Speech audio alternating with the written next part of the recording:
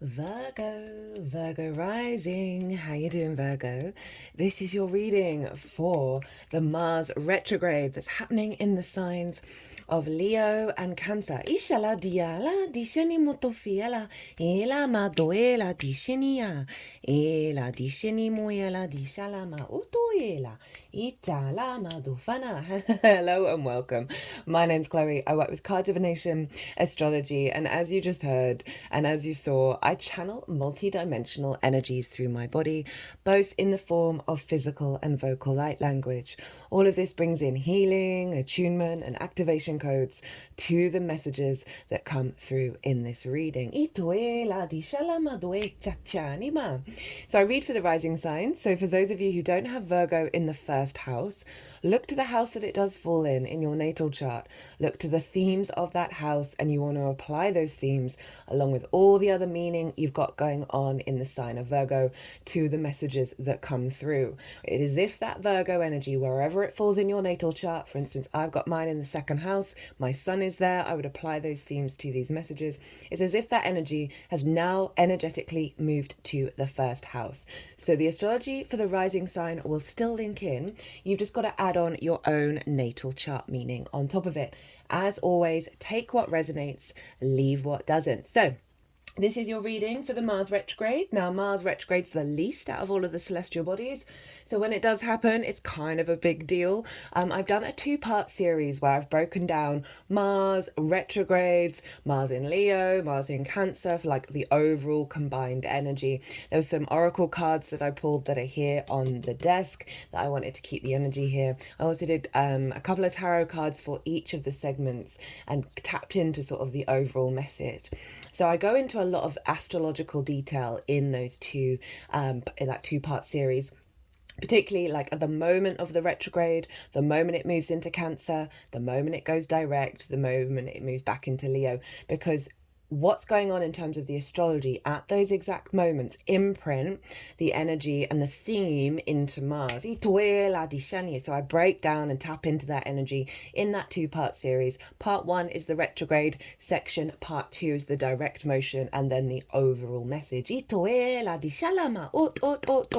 if you want a deeper understanding of that, and I do recommend it particularly because, as I said, Mars doesn't retrograde as often as everybody else. It's also one of the personal planets, right? It's our motivation, our drive, our action, our get up and go, our passions, right? So it's very, very personal to us of like how it's reorientating our instincts through our motivation and our drive and our action. That's pretty significant. So I do recommend that two-part series. The messages that came through were pretty phenomenal. I really like doing those two readings. So you might want to pause this video, go watch them, come back and watch this to see how it then applies to the Virgo area of your chart. So I'm going to be pulling cards. There's going to be 3 different piles here. The first pile is going to be the overall intention of the retrograde, and it's going to be 1 card with that, and then 1 card for the Leo section and 1 card for the Cancer section. We're then going to have pile 2, which is going to highlight the challenge for both Leo and Cancer, and then a card of how to work with it, right? Pile 3 is going to be sort of like, what's the end result of all of this work, of the intention, of the challenges, of everything that we're going through? What's going to be the end result? I'm also going to be pulling 4 oracle cards at the end as well.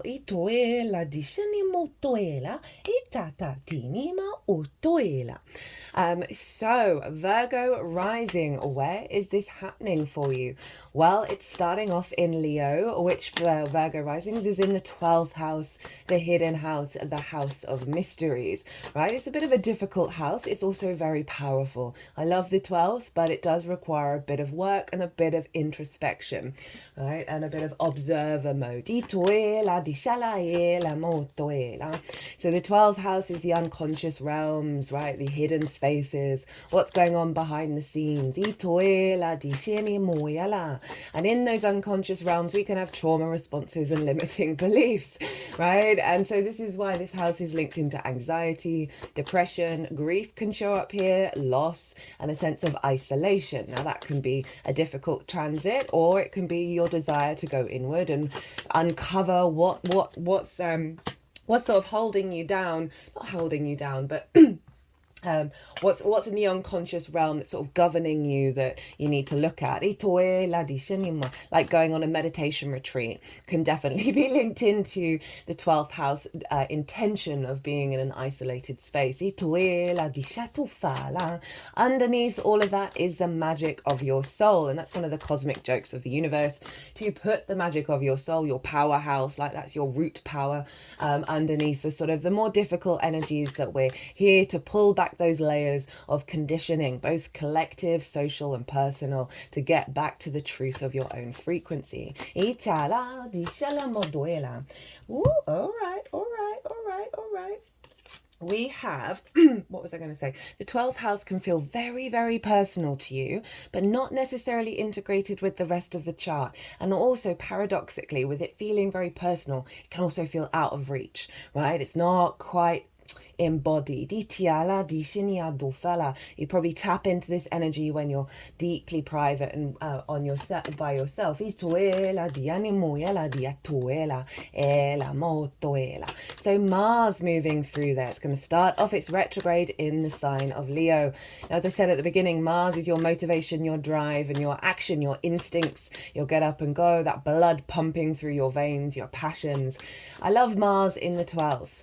I find that Mars is very protective in the 12th. It helps strengthen the magic of your soul, as well as highlighting so retrogrades are a really great time to be in yin mode, right? To observe, to cultivate, to bring nuance, to bring depth to an area, right? By really slowing down and, as I said, be in observer mode, because we're not going to have all the answers to the retrograde straight away, right? And so it is testing us with patience, right? Of trusting in the process, of if things aren't quite working out in the way that you want to, if your motivation and drive isn't quite in alignment, it's only because certain things need to happen moving forwards that are then activating. They're like a jigsaw piece. There's like activating a bigger portal for you to access, that if you just went straight ahead and was in direct yang mode, right, you may have missed, right? So it's uncovering things deep within you. Itala dishatuela itatatinima otoela diatatanima.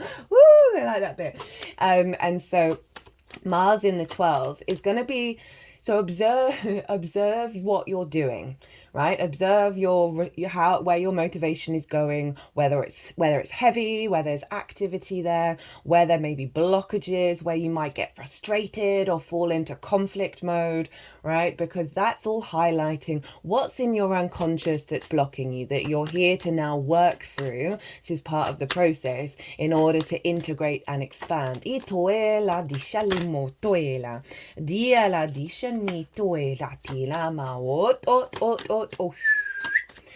So Mars in the 12th is going to really be helping you work with those unconscious responses that have then formed in programming of how you behave, right? And how you take action, right? And where your motivation comes from, because that can come from love languages you learn from your parental figures, certain things somebody said to you when you were younger that's then impacted the way that you take action, right? And not necessarily serving you. You might find you're doing a lot of things, a lot of actions behind the scenes. And this is a good time to bring in the fact that, so I'm going to give you some hints, some tools to make this collective reading or this general reading for Virgo a little bit more personal. So you want to look to where your Mars is in your natal chart. You want to look to the house that it's in and the sign that it's in, and apply the themes of that house and the lens in which Mars moves through that sign to what's going on with Mars in this 12th house, 11th house transit. And so wherever Mars is going to highlight perhaps some, and that area say you've got Mars in the 5th house of your creation energy, your play, your joy, your amusement, right? It's also the inner child there, as well as love and romance, and any blockages around that, any sort of impulses that you have or motivation or lack thereof that's come from the unconscious realm that's showing up in the 3D. observing Mars with that energy, you can then do the work to sort of unravel. Mars is also going to be leveling up Scorpio and Aries because it traditionally rules both of those signs, and that's what I work with. So for Virgo risings, you have Scorpio in the 3rd house. This is the house of the goddess, how you find meaning in your day-to-day, the things that you do on a regular basis, the lens in which you communicate through in your environment. It's your local community. It's like learning new things as well, short distance trips. And so it's also linked into schools because it's about learning new things. And so again, say you went to, like, not everyone had a great school experience. In fact, most people don't, because children can be brutal. And there's this, as I said, if some kids said to you in the playground, oh, you'll never be able to do this, or why do you do things in that way? That's weird.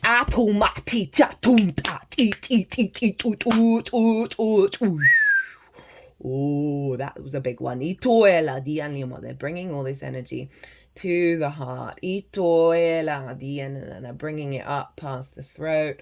Up past the 3rd eye to the crown. Now moving down the back of my head. And pulling it all, so they looped back round my throat to the front throat chakra. They're now at the root. My toes are wiggling. I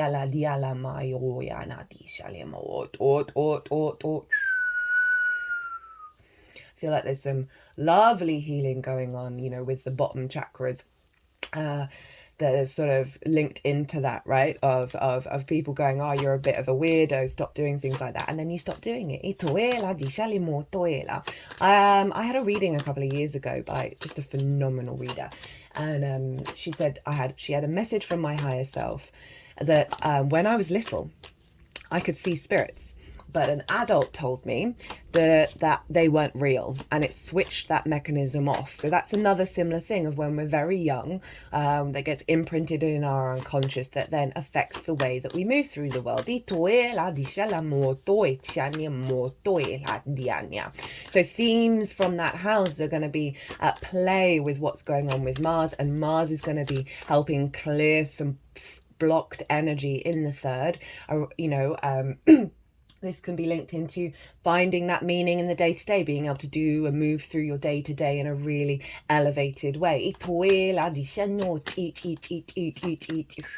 If perhaps there is some sort of unconscious conflict energy that then sees that show up in the way that you communicate. And communication isn't just talking, it's, the acts of love and that kind of energy.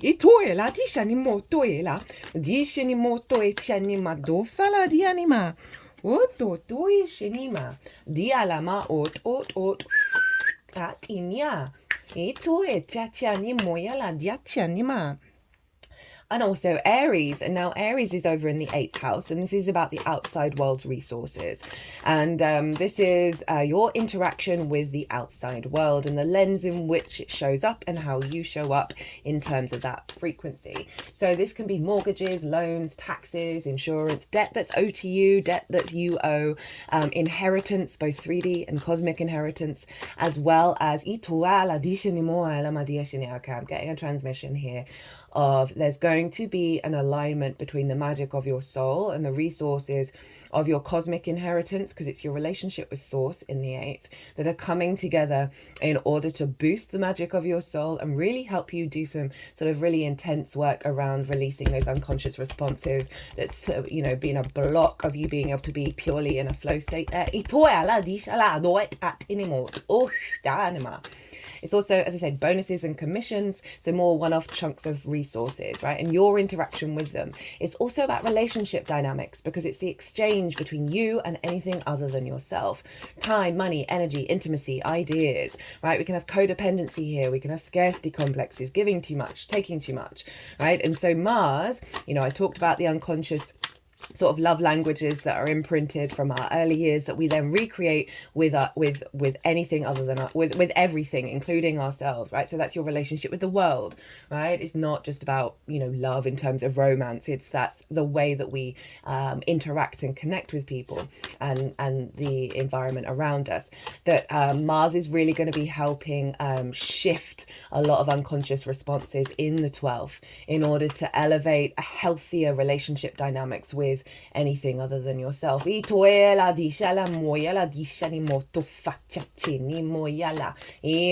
may see the themes of Aries and Scorpio show up with this Mars transit, as well as wherever your Mars is. Now this all applies to the Cancer section as well. That's too many. Although, where was that? Yeah. That was like, no, there may have been too many, but that was the card that we wanted. Right, extra card. Bing, de la maduela. So Mars in the 12th. This is definitely, I mean, let me give an example of sort of the magic of your soul energy with Mars. So when I was in a 12th house year, the movements that I do, there they go, which is about 3.5 years, just over 3.5 years since this got activated, happened when Mars entered in my 12th house, right? So there's the movement, right? That martial energy. But through that movement, I'm channeling the multidimensional energy. I'm channeling something that's from the unseen realms, from the occult. So it's that personal power, that not power in terms of control, but personal a frequency of movement that Mars activated for me. So Mars can really help strengthen your connection to the magic of your soul through the way that you move.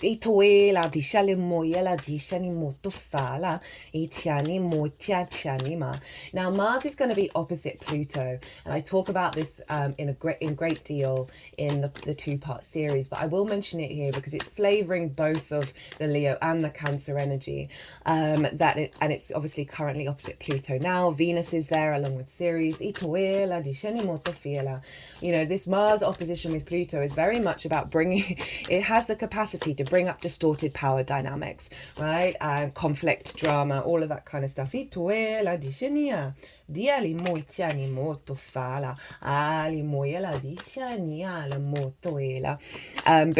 of that Pluto Mars energy, that possession, obsession, you know, just as I said, the distorted power dynamics, right? Domination and subjugation, all of that kind of stuff. And that's with Pluto's over in your 6th house of the adult in the room, how you work, how you figure things out, work itself, physical health and routines, co-workers and therefore collaboration, and pets and therefore acts of service, right? The duty bound.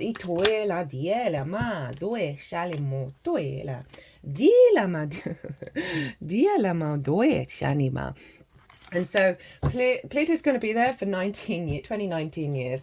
And if there are difficulties that come up around sort of those unconscious responses, creating havoc, that is making you want to control the adult in the room, control the way that you work in a really dominating way. Like if you notice like patterns of the way that you work that are just feeling quite oppressive, right? That could be over burnout, that could be working too hard, taking on too much, where you're not in a very holistic balance, right? Happy unconscious realm, happy body, happy work, right? We want to be in union here.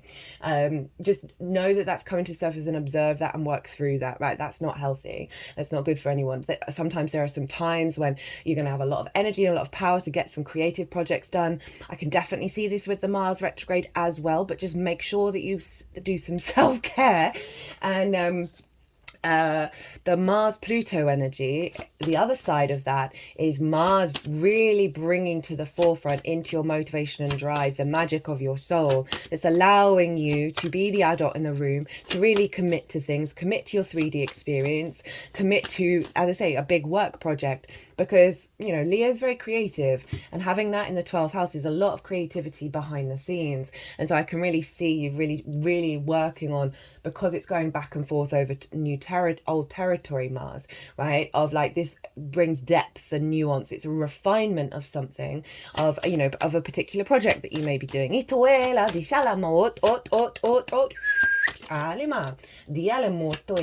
Because what Pluto and Mars are really trying to do is get us into a state of neutrality, so we can create with both sides of the same coin, the light and the dark, the fact that they're the cycles of life, death and rebirth, and incorporate all of that into the way that we create on this planet and build on this planet. Because even though Mars is the god of war, I see Mars as the master builder. It's how we create and build in the 3D realm. So if you've got any distortions, particularly with the ancestors with Pluto, that are coming up, that you kind of feel like, why am I taking this action? This doesn't feel like me. So often this can be ancestral work and past life energy that you're taking on in order to transmute. So just bear that in mind. So you're really sort of reorientating those unconscious spaces.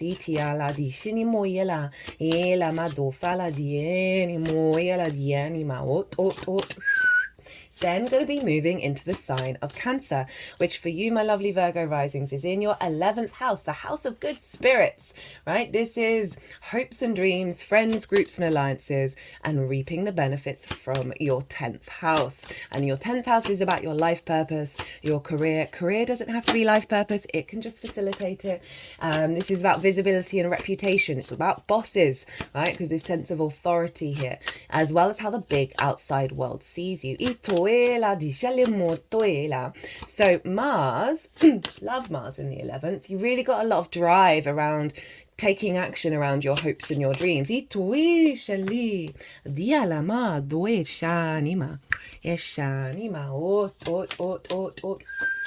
I had Mars retrograde in Gemini, the last retrograde, and honestly just found so much motivation to do the things, to figure out what the next stages were and where you're headed. Anyway, so Mars, right, more of the shadow side, because retrogrades are about looking to the past. And then moving forwards into the future, and often that means bringing up some things that have blocked you. Your motivation, your drives, your passions, right? Your will, being blocked, right? Not being able to take action around your hopes and dreams, perhaps because they haven't manifested in the way that you would like, or there's a certain, I find with the 11th house, it's a lot to do with your sense of value, right? Because it squares the second. Because if there's some root energy around you not valuing or yourself, you're not able to hope and dream truly.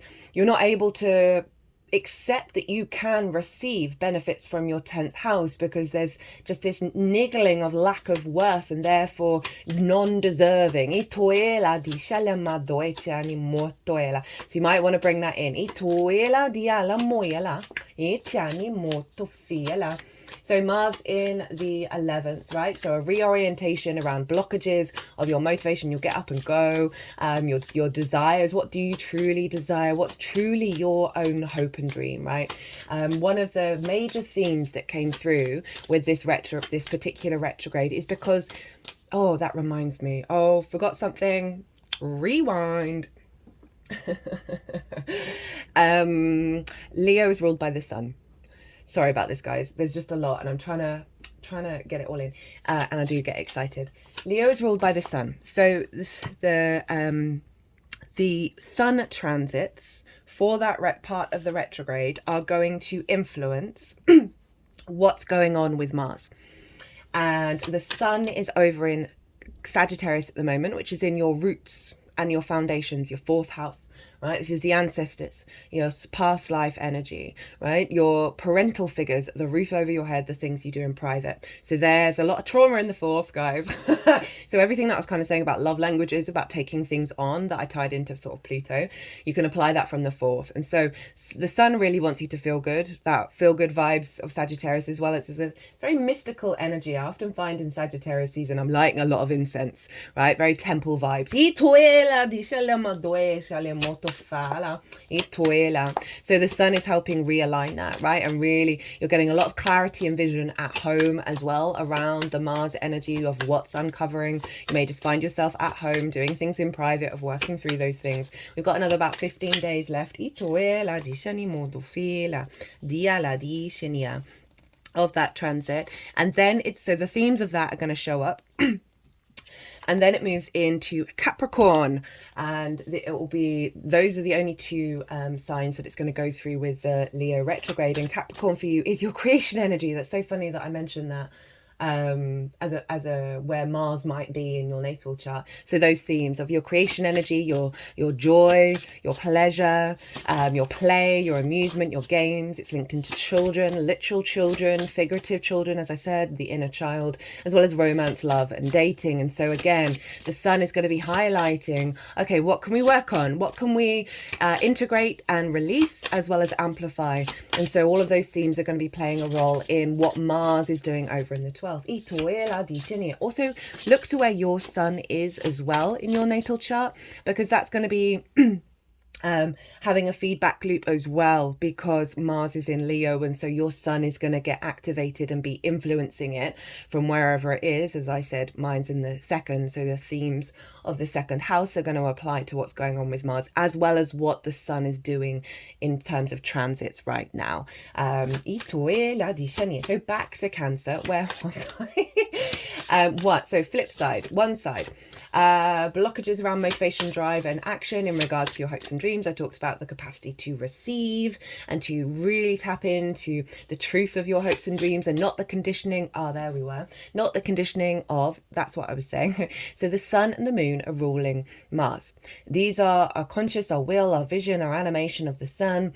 It's often linked into the father or the paternal energy. The moon is our emotional body, whether our needs are being met or not. How do we give and receive nourishment, as well as the maternal energy. So this Mars retrograde is realigning any wounds of the mother and father. As well as elevating and bringing in a stronger connection with that sense of the greater energy of the masculine and feminine, in terms of sort of like the great mother earth, right, and the father sky, however you want to link to it, right? Again, neither of these energies are sex specific, right? We have them within us, all of us. And astrology really shows that with the yin and the yang energy. So very significant recalibration for us all.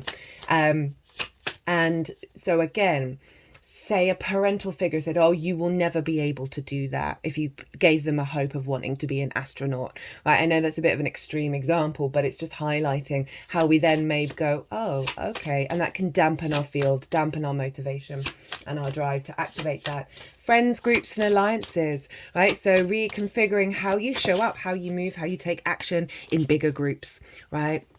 Can see a lot of collaboration with groups during this phase, as well as potentially a withdrawal or feeling like your energy is heavy because you're working through any wounds of perhaps bigger collaboration. Soul family energy shows up in the 11th, right? Your frequency of your motivation, reconfiguring back to the truth of your soul family rather than the wounds of groups that you've been in where you haven't felt seen, you haven't felt like your actions, there's a reciprocity there, or there's a sense of recognition, and that then ties in to reaping the benefits from the 10th house. As I said, life purpose, career, visibility, reputation. A similar vein of the hopes and dreams of sometimes we're not able to receive everything that we're doing from the 10th because of our, not feeling that value. So Mars is going to be reconfiguring this, as well as you taking a lot of action. Perhaps, the awareness of what resources you have from the 10th doesn't have to be material, and you putting them to good use, right? So this sort of ties in with the other energy of like a project that you may be doing, right? That's working with everything that you've learned from your life path and really applying that.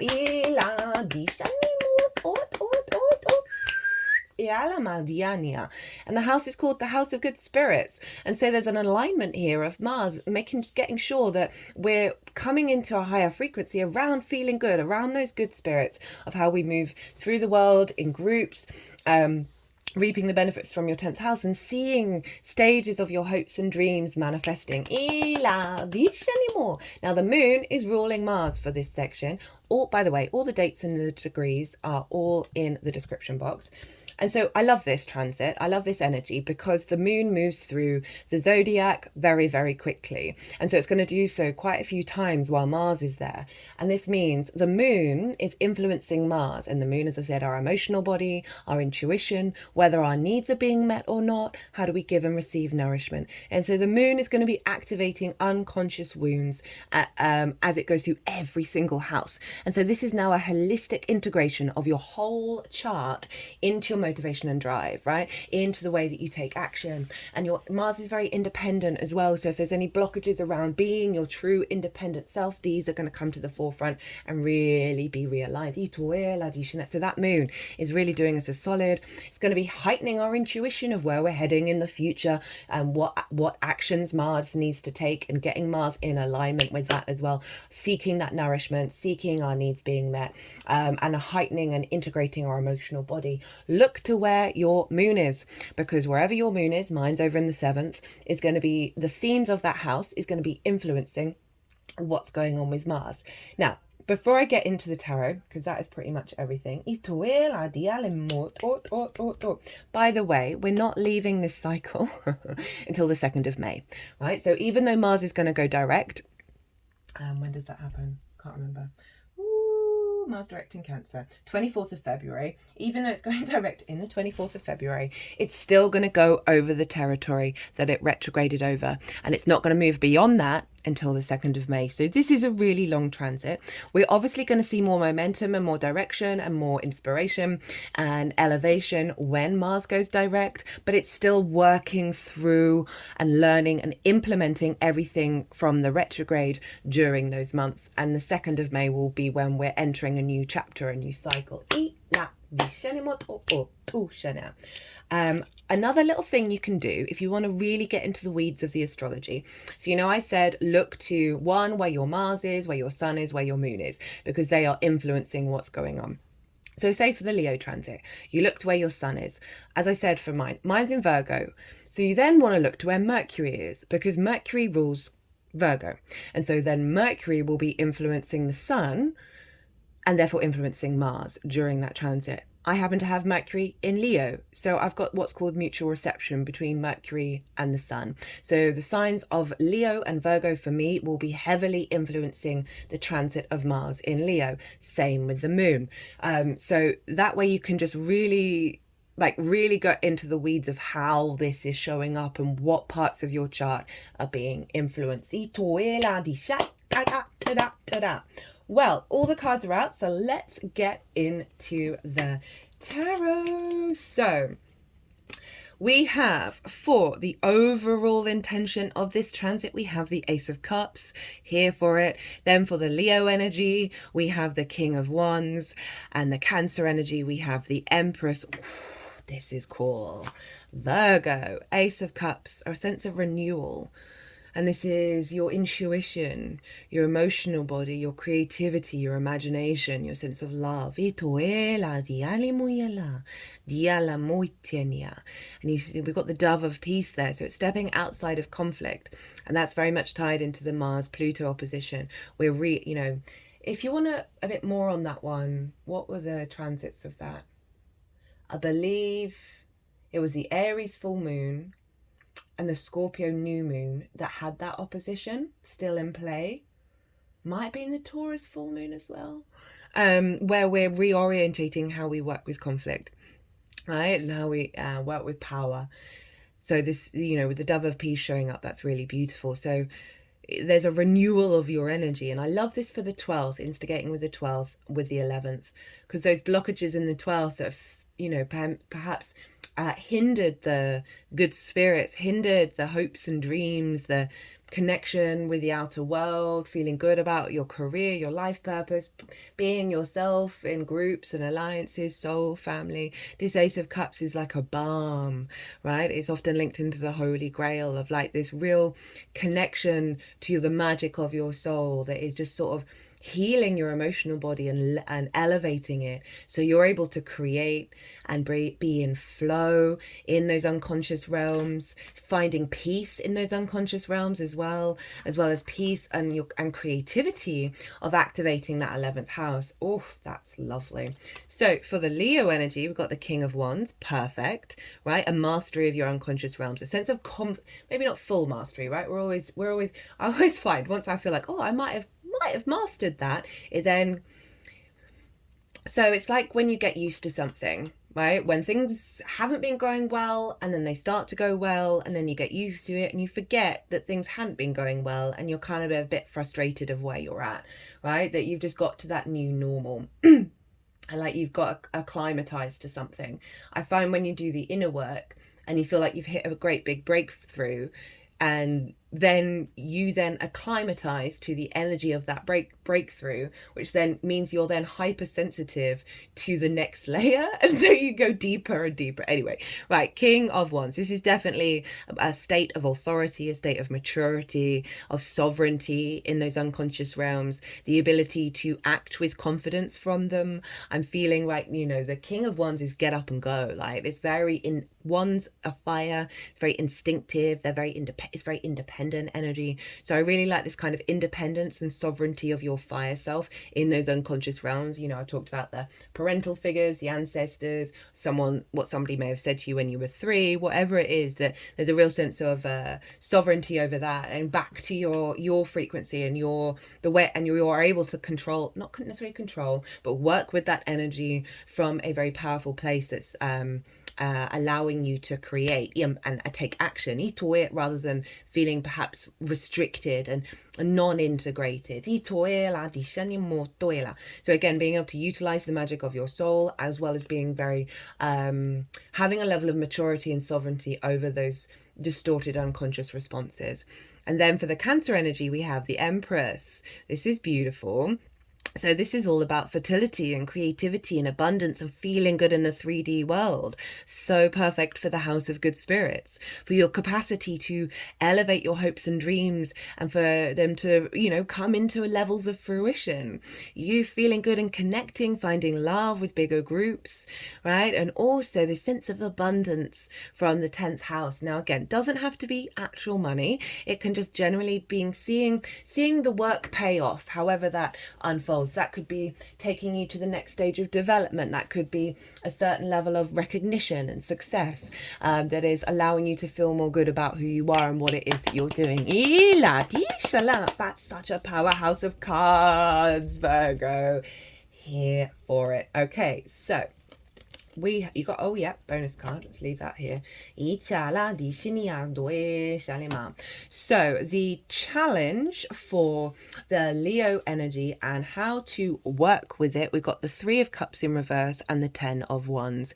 So the 3 of Cups in reverse is very much a lack of working together, of union, of flow state, right? Of celebration. There's a abundance, and there's a tarot reader called the Birth of Venus, and she relates this card to your spirit guides, right? Your spirit team.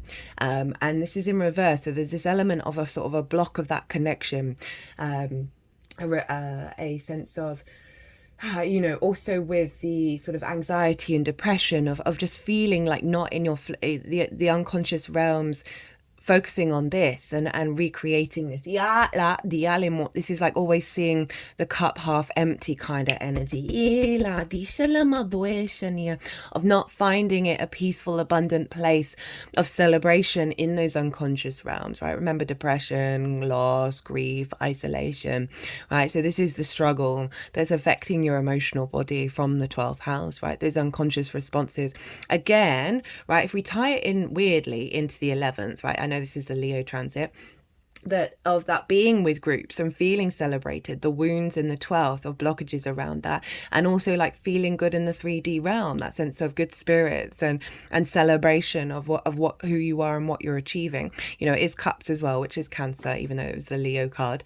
And so there is this sense of restriction that's showing up, right? This is the challenge that you may feel very much in this energy, right, of perhaps, but particularly because of Mars being in the 12th and sort of your actions being now more withdrawn. So you're perhaps not spending time with friends in the same way. You're spending more time by yourself, and that may feel quite lonely, right? Or it may be just you just feeling a bit depressed and you can't get your motivation to get up and go during this transit, because it's highlighting where there's an unconscious response that's limiting. That it is a challenge, but it's here to help you work through things. And how to work with it, interestingly, is the 10 of Wands. Now, this is kind of tying in with what I said about Pluto, of right, that overwork, that burden, right, of not. This is very karmic in its energy, right? It's the sense of taking on the responsibility of everything, including, the sort of the lifetimes that we may have always been in this place where we are always doing the work and never being able to rest, never being able to celebrate, never being able to enjoy our experience. Because you see this figure here, they're hunched over. That's not very good for the spine, right? They cannot even see that it's a beautiful day. So it's this sense of weight on you in the unconscious realms, that it's calling you to look at this energy. This is what the challenge is. You may feel a bit heavy and a bit depressed, or a bit of not in your flow state, not feeling connected, feeling very isolated. And it's calling you to reflect on this, right? This is how to work with the energy of why would you be feeling like this? When you're feeling like this, can you reorientate your perspective? Can you put down those wands and go and rest? Have you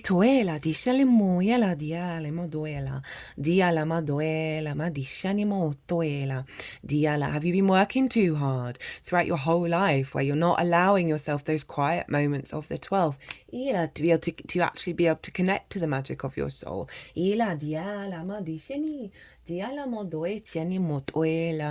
Right, the sort of seeing those unconscious realms, seeing the layer and layer of trauma responses, and just feeling like so burdened down. And I call you to take we got a bonus card which is going to apply to all of this, and I think it's going to be a bit of a remedy to help work with it as well, right? Of can you orientate yourself in a different way when you're feeling this sense of burden, right? Can you bring a spring in your step? So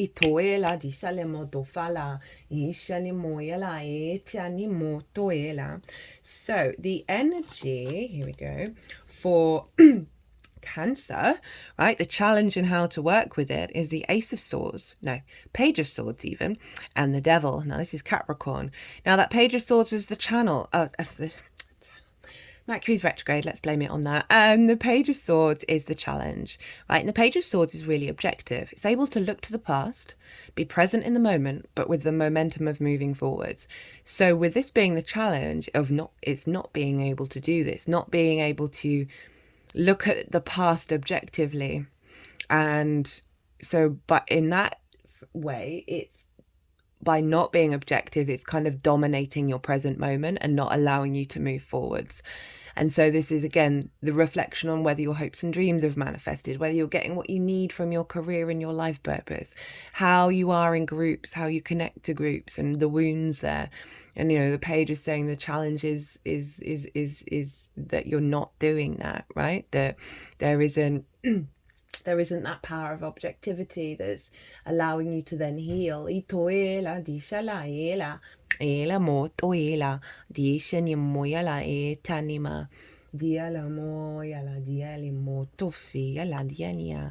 And how to work with it is the Devil card, right? This is Capricorn, and that's your 5th house of your creation energy, your joy, your pleasure, your games. As I said, it's opposite Cancer.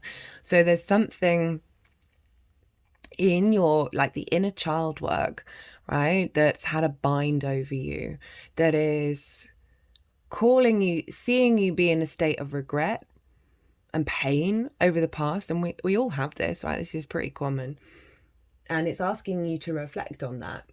Perhaps do some meditation while consciously being in the higher state of the Page of Swords, of objectively opening up space to tap into that, bring it forward, and while you're in meditation in private, let that energy move through you.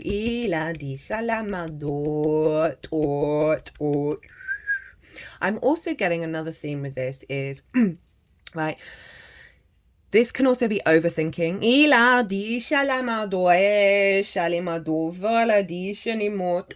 Because we want a healthy balance of reflecting on the past without getting stuck there.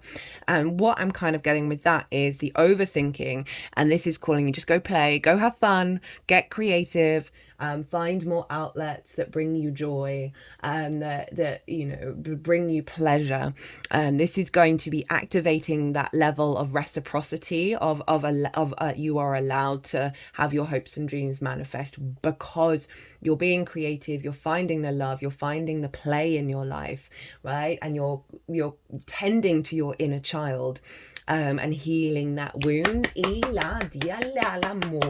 Now your bonus card was the Knight of Cups. So this is lovely for both of these energies, right? Of that 10 of Wands and the Devil, of that sense of burden, of how do we work yes, let's focus on it, but how do we work through it? And the Devil card of sort of the restrictions, the addictions that may be in the 5th house that then stop us from having the motivation and drive to do the damn thing, to elevate our hopes and dreams. The Knight of Cups is saying, get in your flow state, look to follow the love, right? Rather than the hard work, rather than the struggles. This is finding the joy, following your flow state, you know, heightening your intuition, putting your intuition into practice, as well as just generally being the true romantic, right?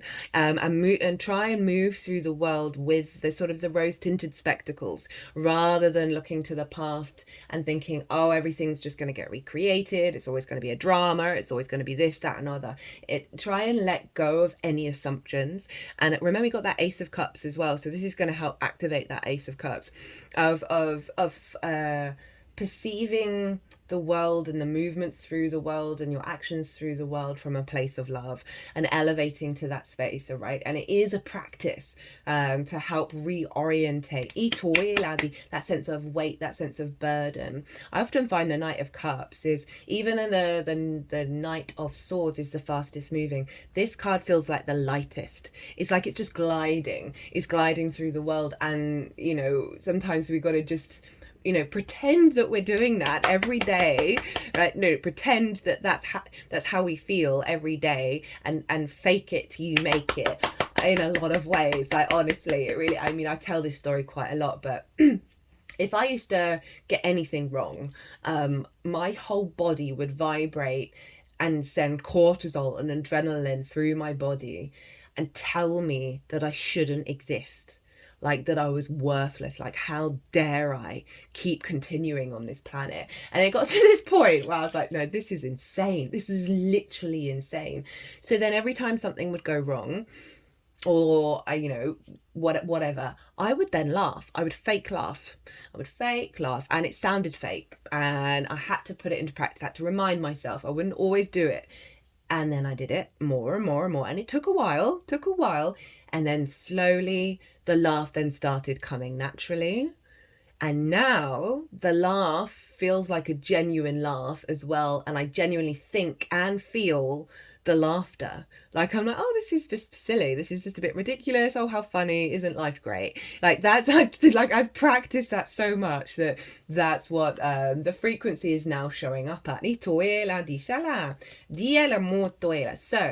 the result, Diala, we have the 9 of Swords in reverse, the Queen of Wands, and the Hanged Man in reverse. So love this for the 12th house as well as the 11th, right? So in the upright, this is definitely 12th house worries, anxiety, freaking out, depression, so much going on in the unconscious realms, your mind being a bully, the all limiting beliefs having a hold over you where you cannot even smell the roses, you can't even enjoy and be present. This is fully regret about the past, worry about the future. This is anxiety and cortisol flooding through your body. So we can apply that to the 12th, as well as the fear over where is your career heading, where are the benefits, how are your hopes and dreams manifesting, social anxiety as well in groups, and it's in reverse.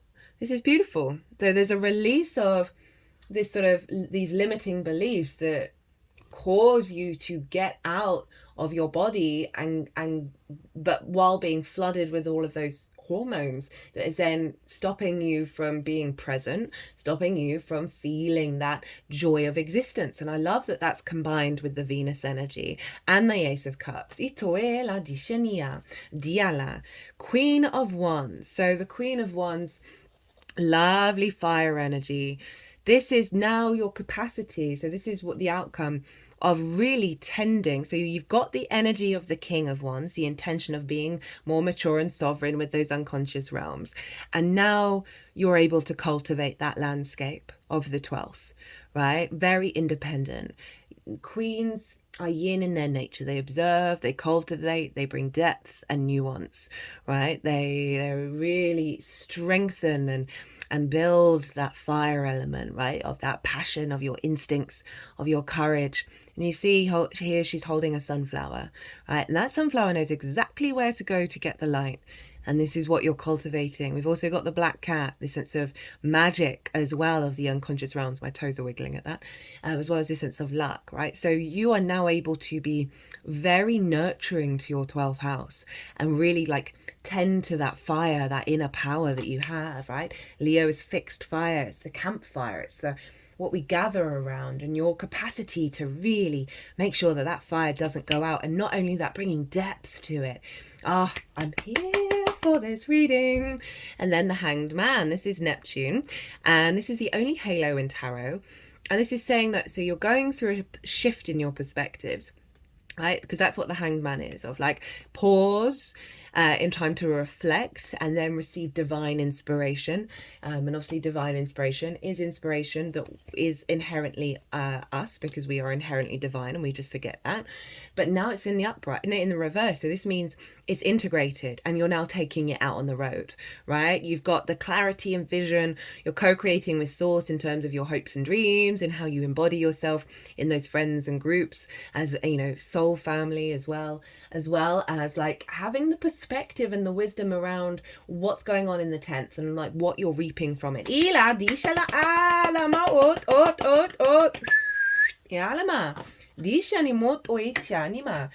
the bottom of the deck, we have Judgment. Hello, Pluto. So you're going through a phase of ascension, because you see these figures at the bottom. They are the dead. Now, these are old versions of yourself, the ancestors, and past life energy. And so often, there's a grievance that can get stuck in the dead, right? In the old versions. So it's an entanglement of energy that is stuck in your energy field. And when the Judgment card shows up, it's this, you see the angelic frequency raising the dead up. So they're releasing those entangled energies are unraveling, and now there's like clear chi flow. So you're going through a resurrection, a sense of ascension process, a resurrection of wisdom from the magic of your soul, a resurrection of, you know, all the themes of the 12th and the 7th, 12th and the 11th together. And then we've got, this is Pluto, and Pluto's over in your adult in the room house. So all of this, like how you work, how you build.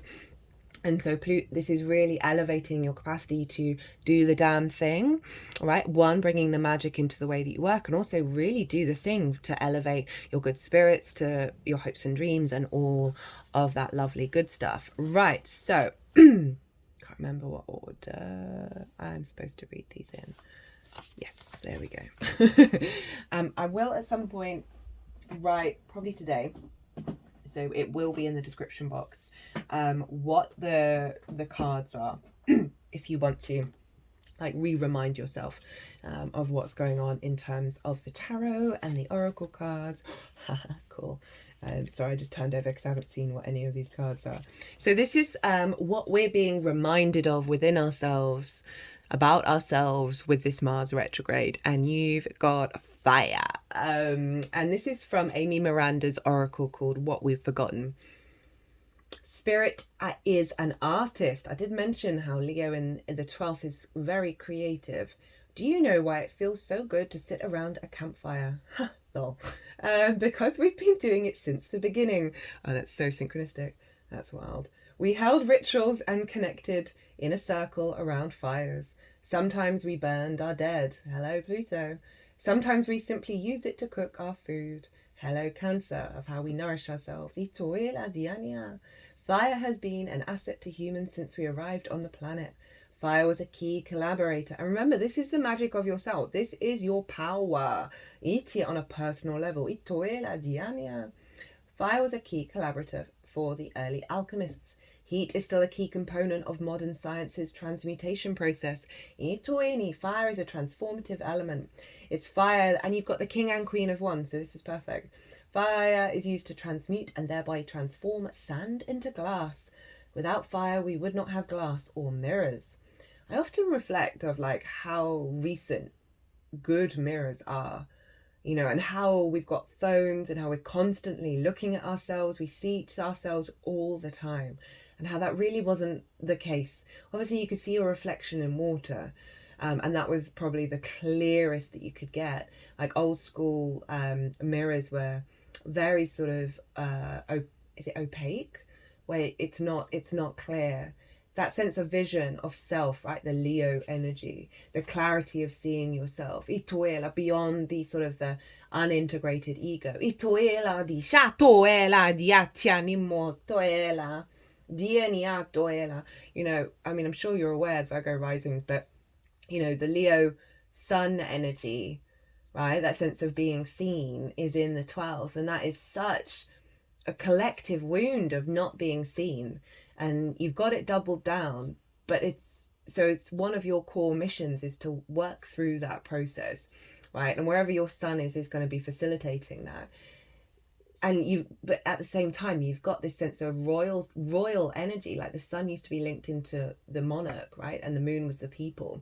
You've got this sense of sovereign, this royalty, right? That king of wands showing up in your 12th of your magic, right? And your challenge, should you choose to accept it, which will then blast off the 12th house, is to get comfortable with the fact that you may not be seen in the way that you would like to be, and that all you need to do is see yourself and feel it in your body. Feel that fire running through you, regardless of how the outside world responds, because you're then going to be no longer in that wound and no longer in conflict with that. And I think obviously with all of this fire showing up, that's one of the key activations that you're going through.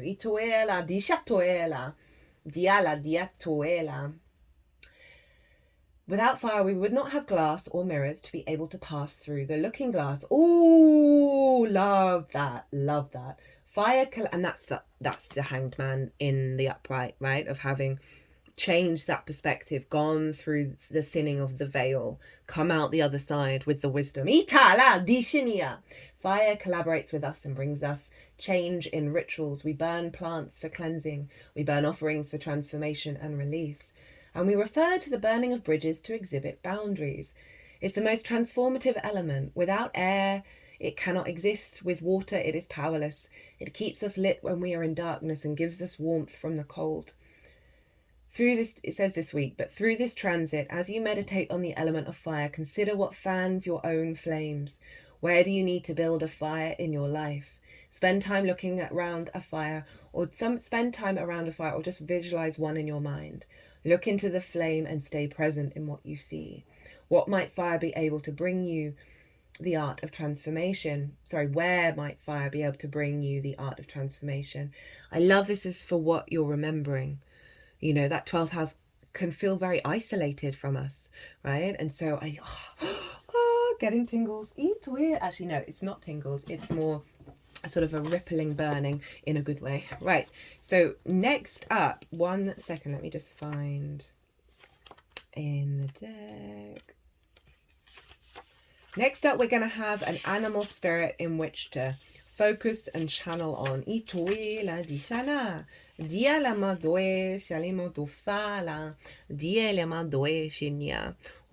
this is from Kim Krantz's Animal Spirit Oracle.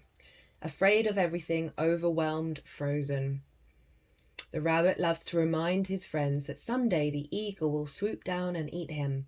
He talks and talks and talks about it so loudly, in fact, that one day the eagle hears and thanks him for the great idea. Hilarious.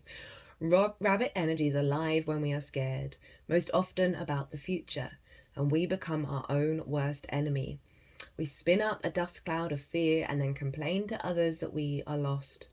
Notice your thoughts and words, O rabbit. They shape your destiny. When in balance, sensitive, problem solver, good listener. When out of balance, over-explains, talks fast. To bring into balance a day of silence. Now, interestingly enough, in this deck, I don't know the exact percentages, but there's a fair amount of cards that are difficult and there's a fair amount of cards that are not difficult at all. And so far, I've done this is all my third reading. Every card has been a difficult card from this deck. And this is so tied in to a lot of the tarot cards that have come up and the 12th house energy, right? That sense of getting stuck in mind loops, right? Remember, you've got the 9 of Swords in reverse, which means the 9 of Swords is present in the upright with you during this time. And a lot of what's in this particular card is linked into that 9 of Swords, as well as that 10 of Wands and the 3 of Cups in reverse. And that Page of Swords, actually, of like the overthinking.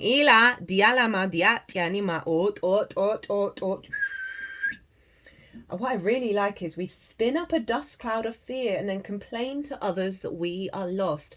I think that's so important in terms of the Mars energy of what actions are we taking, what dust are we kicking up through our motivation, our drive and action that's actually causing us to be a bit paralyzed and a bit confused and not knowing how to then act from that point. So I think all of that is so helpful to add to more of the pile 2 of where to sort of come into a state of calm, right? Where to know that you're sort of trapped in your own cage, as it were, and a lot of the unconscious stuff is that, usually based on things from external things that then feel like our own. What I love is bring into balance a day of silence, right?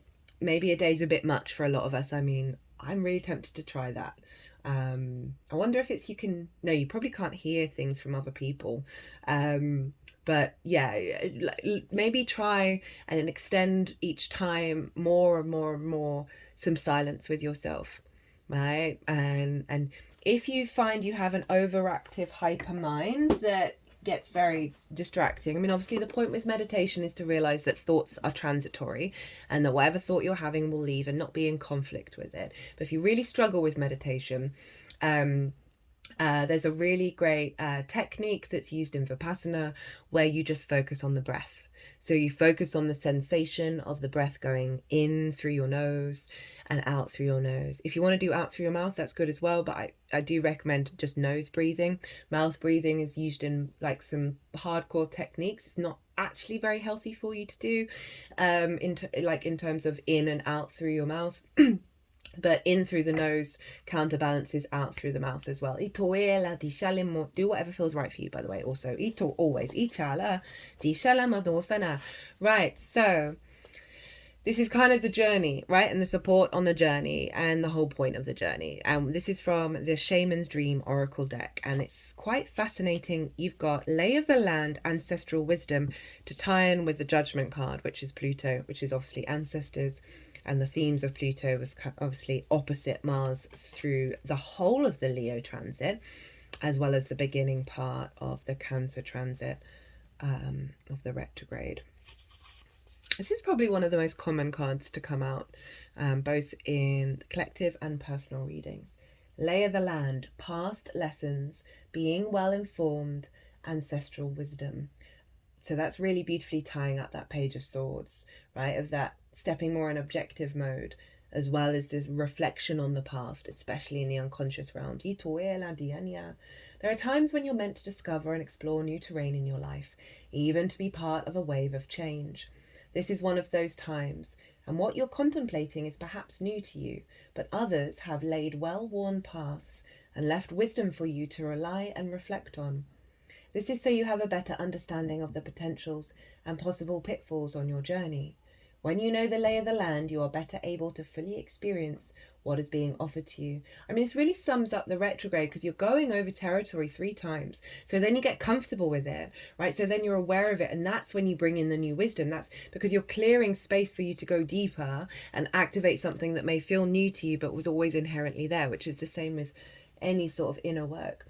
This is a wonderful time to seek a mentor or good advice from an expert or an elder. If you want a personal reading, hi. I'm lol. That way you will be able to meet life's opportunities and challenges well informed. I'm not saying I'm an elder in any way.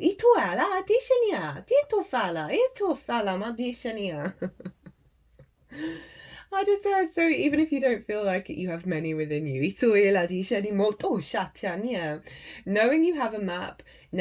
Knowing you have a map, now you can be curious about what else is here.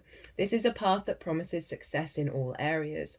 Where others before you have dared to tread, you will discover the treasure they have left behind you to make it your own. Ah, lovely. Dialema. Something about this. Oh, there we go. Okay. Sorry, guys. Let's get that in focus. I'm wondering why it's not doing it there. It's just too big of a card. Look at that. And it's on a mountain, and Capricorn is the mountain goat, and you do have the devil card, which is Capricorn. So doubling down on that creative energy, and also like addiction, inner wounds from the inner child, right? And like romance, dating and love. So that's a hope and dream, and working through that. Ooh, all the things basically. Right, final oracle card from a Rainbow Brain Skull.